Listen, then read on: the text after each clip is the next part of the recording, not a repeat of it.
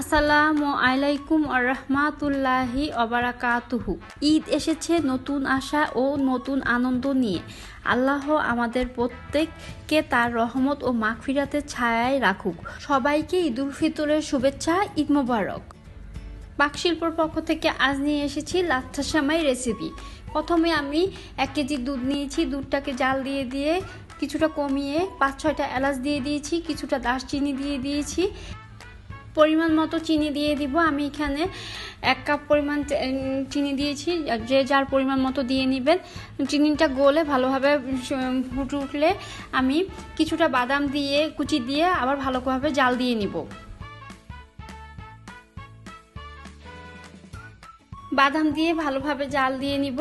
তারপরে আমি একটা বাটিতে দুধগুলো ঢেলে নিব। আমি সম্পূর্ণ দুধ নিব না, কারণ কিছুটা দুধ দিয়ে সেমাইটা ভিজাবো আর কিছু দুধ রেখে দিব। আমি এখানে বনফুল লাচ্ছা সেমাই নিয়েছি। দুধটাতে আমি অল্প অল্প করে সেমাই দিব, একসাথে বেশি সেমাই দিব না, তাহলে শক্ত হয়ে যাবে।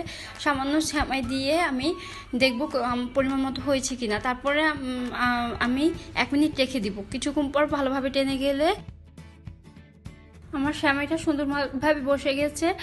পুরো শক্তও হয় নাই, আবার অনেক বেশি নরমও হয় নাই, সুন্দরভাবে বসে গেছে। আমি এবার প্রয়োজনীয় বাদাম কুচি, কিশমিশ কুচি দিয়ে পরিবেশন করব।